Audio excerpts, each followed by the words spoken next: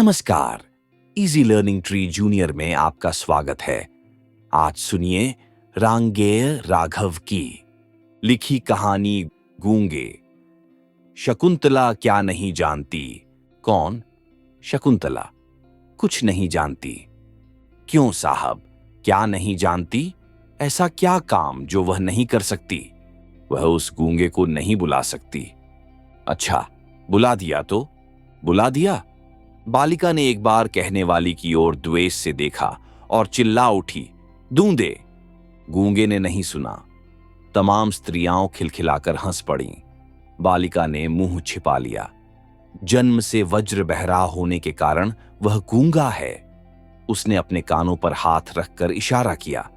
सब लोगों को उसमें दिलचस्पी पैदा हो गई, जैसे तोते को राम राम कहते सुनकर उसके प्रति हृदय में एक आनंद मिश्रित कुतूहल उत्पन्न हो जाता है। चमेली ने अंगुलियों से इंगित किया, फिर मुंह के आगे इशारा करके गूंगे ने बताया, भाग गई। कौन? फिर समझ में आया, जब छोटा ही था तब मां जो घूंघट काटती थी छोड़ गई, क्योंकि बाप अर्थात बड़ी बड़ी मूंछें मर गया था। और फिर उसे पाला है किसने, ये तो समझ में नहीं आया, पर वे लोग मारते बहुत हैं। करुणा ने सबको घेर लिया। वह बोलने की कितनी जबरदस्त कोशिश करता है, लेकिन नतीजा कुछ नहीं, केवल कर्कश कांय कांय का ढेर, अस्फुट ध्वनियों का वमन, जैसे आदिम मानव अभी भाषा बनाने में जी जान से लड़ रहा हो। चमेली ने पहली बार अनुभव किया कि यदि गले में काकल तनिक ठीक नहीं हो तो मनुष्य क्या से क्या हो जाता है। कैसी यातना है कि वह अपने हृदय को उगल देना चाहता है, किंतु उगल नहीं पाता।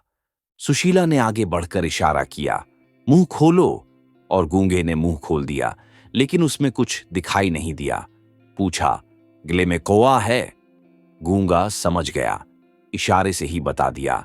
किसी ने बचपन में गला साफ करने की कोशिश में काट दिया, और वह ऐसे बोलता है जैसे घायल पशु कराह उठता है, शिकायत करता है जैसे कुत्ता चिल्ला रहा हो, और कभी कभी उसके स्वर में ज्वालामुखी के विस्फोट की सी भयानकता थपेड़े मार उठती है।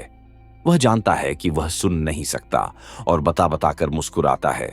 वह जानता है कि उसकी बोली को कोई नहीं समझता, फिर भी बोलता है।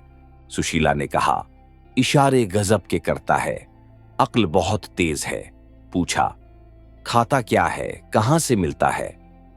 वह कहानी ऐसी है जिसे सुनकर सब स्तब्ध बैठे हैं।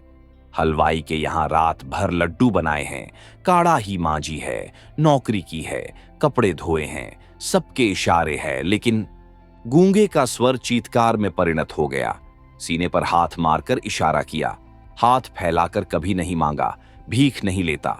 भुजाओं पर हाथ रखकर इशारा किया, मेहनत का खाता हूं, और पेट बजाकर दिखाया, इसके लिए, इसके लिए। अनाथ आश्रम के बच्चों को देखकर चमेली रोती थी।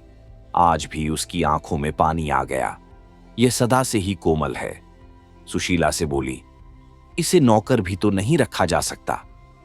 पर गूंगा उस समय समझ रहा था। वह दूध ले आता है। कच्चा मंगाना हो तो थन काढ़ने का इशारा कीजिए, औंटा हुआ मंगवाना हो तो हलवाई जैसे एक बर्तन से दूध दूसरे बर्तन में उठाकर डालता है, वैसी बात कहिए।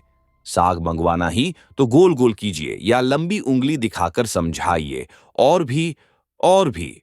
और चमेली ने इशारा किया, हमारे यहां रहेगा। गूंगे ने स्वीकार तो किया, किंतु हाथ से इशारा किया, क्या देगी? खाना? हां, कुछ पैसे। चमेली ने सिर हिलाया, 4 उंगलियां दिखा दी। गूंगे ने सीने पर हाथ मारकर जैसे कहा, तैयार हैं, 4 रुपए। सुशीला ने कहा, पछताओगी? भला यह क्या काम करेगा? मुझे तो दया आती है बेचारे पर। चमेली ने उत्तर दिया, नहीं, बच्चों की तबीयत बहलेगी। घर पर बुआ मारती थी, फूफा मारता था, क्योंकि उन्होंने उसे पाला था। वे चाहते थे कि बाजार में पल्लेदारी करें, 12-14 आने कमाकर लाए और उन्हें दे दें। बदले में वे उसके सामने बाजरे और चने की रोटियां डाल दें। अब गूंगा घर भी नहीं जाता, यही काम करता है। बच्चे चिढ़ाते हैं, कभी नाराज नहीं होता। चमेली के पति सीधे साधे आदमी है, पल जाएगा बेचारा, किंतु ये जानते हैं कि मनुष्य की करुणा की भावना उसके भीतर गूंगेपन की प्रतिच्छाया है। वह बहुत कुछ करना चाहता है किंतु कर नहीं पाता। इस तरह दिन बीत रहे हैं। चमेली ने पुकारा, गूंगे, किंतु कोई उत्तर नहीं आया। उठकर ढूंढा, कुछ पता नहीं लगा। बसंता ने कहा, मुझे तो कुछ नहीं मालूम। भाग गया होगा। पति का उदासीन स्वर सुनाई दिया। सचमुच वह भाग गया था। कुछ भी समझ में नहीं आया। चुपचाप जाकर खाना पकाने लगी। क्यों भाग गया? नाली का कीड़ा। एक छत उठाकर सिर पर रख दी, फिर भी मन नहीं भरा। दुनिया हंसती है, हमारे घर को अब अजायब घर का नाम मिल गया है। किस लिए? जब बच्चे और वह भी खाकर उठ गए तो चमेली बची रोटियां कटोरदान में रखकर उठने लगी। एकाएक द्वार पर कोई छाया हिल उठी। वह गूंगा था। हाथ से इशारा किया, भूखा हूं। काम तो करता नहीं। भिखारी फेंक दी उसकी ओर रोटियां। रोष से पीठ मोड़कर खड़ी हो गई, किंतु गूंगा खड़ा रहा। रोटियां छुई तक नहीं। देर तक दोनों चुप रहे। फिर न जाने क्यों गूंगे ने रोटियां उठा ली और खाने लगा। चमेली ने गिलासों में दूध भर दिया। देखा, गूंगा खा चुका है। उठी और हाथ में चिमटा लेकर उसके पास खड़ी हो गई। कहां गया था? चमेली ने कठोर स्वर से पूछा। कोई उत्तर नहीं मिला। अपराधी की भांति सिर झुक गया। सड़ से एक चिमटा उसकी पीठ पर जड़ दिया, किंतु गूंगा रोया नहीं। वह अपने अपराध को जानता था। चमेली की आंखों से जमीन पर आंसू टपक गया। तब गूंगा भी रो दिया।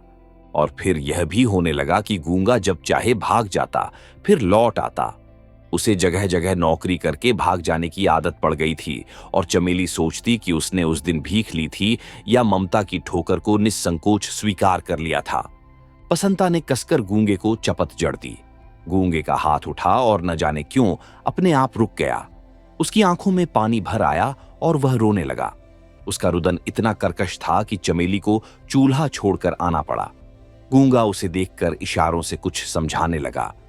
देर तक चमेली उससे पूछती रही। उसकी समझ में इतना ही आया कि खेलते खेलते बसंता ने उसे मार दिया था। बसंता ने कहा, अम्मा, ये मुझे मारना चाहता था। क्यों रे? चमेली ने गूंगे की ओर देखकर कहा। वह इस समय भी नहीं भूली थी कि गूंगा कुछ सुन नहीं सकता, लेकिन गूंगा भाव भंगिमा से समझ गया। उसने चमेली का हाथ पकड़ लिया। एक क्षण को चमेली को लगा जैसे उसी के पुत्र ने आज उसका हाथ पकड़ लिया था। एकाएक घृणा से उसने हाथ छुड़ा लिया। पुत्र के प्रति मंगल कामना ने उसे ऐसा करने को मजबूर कर दिया। कहीं उसका भी बेटा गूंगा होता तो वह भी ऐसे ही दुख उठाता। वह कुछ भी नहीं सोच सकी। एक बार फिर गूंगे के प्रति हृदय में ममता भर आई। वह लौटकर चूल्हे पर जा बैठी, जिसमें अंदर आग थी, लेकिन उसी आग से वह सब पक रहा था जिससे सबसे भयानक आग बुझती है, पेट की आग, जिसके कारण आदमी गुलाम हो जाता है। उसे अनुभव हुआ कि गूंगे में बसंता से कहीं अधिक शारीरिक बल था। कभी भी गूंगे की भांति शक्ति से बसंता ने उसका हाथ नहीं पकड़ा था, लेकिन फिर भी गूंगे ने अपना उठा हाथ बसंता पर नहीं चलाया। रोटी जल रही थी, झट से पलट दी। वह पक रही थी। इसी से बसंता बसंता है, गूंगा गूंगा है। चमेली को विस्मय हुआ। गूंगा शायद यह समझता है कि बसंता मालिक का बेटा है, उस पर वह हाथ नहीं लगा सकता। मन ही मन थोड़ा विक्षोभ भी हुआ, किंतु पुत्र की ममता ने इस विषय पर चादर डाल दी और फिर याद आया कि उसने उसका हाथ पकड़ा था, शायद इसीलिए कि उसे बसंता को दंड देना ही चाहिए, यह उसको अधिकार है। किंतु वह तब समझ नहीं सकी और उसने सुना कि गूंगा कभी कभी कराह उठता था। चमेली उठकर बाहर गई, कुछ सोचकर रसोई में लौट आई और रात की बासी रोटी लेकर निकली। गूंगे, उसने पुकारा। कान के न जाने किस पर्दे में कोई चेतना है कि गूंगा उसकी आवाज को कभी अनसुना नहीं कर सकता। वह आया। उसकी आंखों में पानी भरा था, जैसे उनमें एक शिकायत थी, पक्षपात के प्रति तिरस्कार था। चमेली को लगा कि लड़का बहुत तेज है। बरबस ही उसके होठों पर मुस्कान छा गई। कहा, ले खा ले, और हाथ बढ़ा दिया। गूंगा इस स्वर की, इस सबकी उपेक्षा नहीं कर सकता। वह हंस पड़ा। अगर उसका रोना एक अजीब दर्दनाक आवाज थी तो यह हंसना और कुछ नहीं। एक अचानक गुर्राहट सी चमेली के कानों में बज उठी।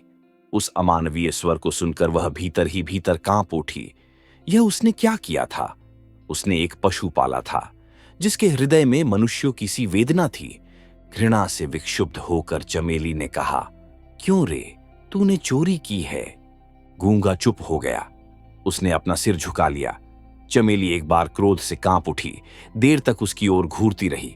सोचा, मारने से यह ठीक नहीं हो सकता। अपराध को स्वीकार करा, दंड न देना ही शायद कुछ असर करे। और फिर कौन मेरा अपना है? रहना हो तो ठीक से रहे, नहीं तो फिर जाकर सड़क पर कुत्तों की तरह जूठन पर जिंदगी बिताए, दर दर अपमानित और लांछित। आगे बढ़कर गूंगे का हाथ पकड़ लिया और द्वार की ओर इशारा करके दिखाया, निकल जा।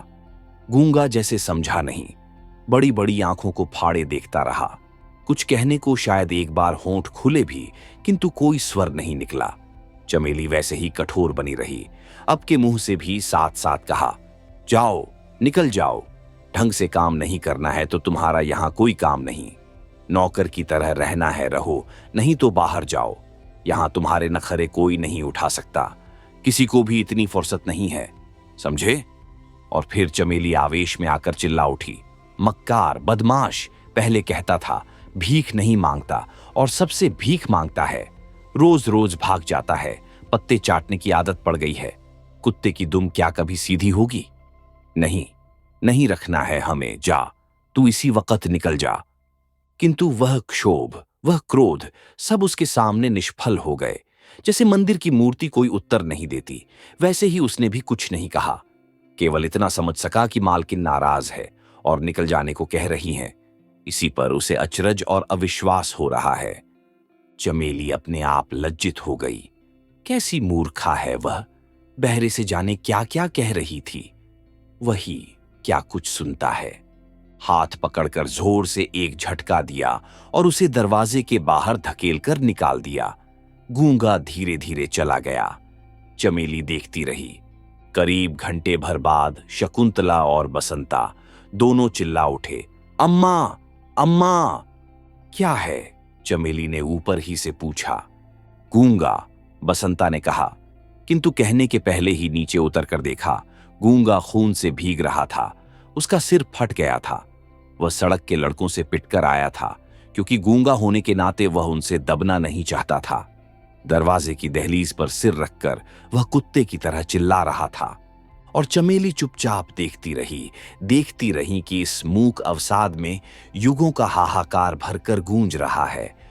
और ये गूंगे अनेक अनेक हो संसार में भिन्न भिन्न रूपों में छा गए हैं, जो कहना चाहते हैं पर कह नहीं पाते, जिनके हृदय की प्रतिहिंसा न्याय और अन्याय को परख कर भी अत्याचार को चुनौती नहीं दे सकती, क्योंकि बोलने के लिए स्वर होकर भी स्वर में अर्थ नहीं है, क्योंकि वे असमर्थ हैं।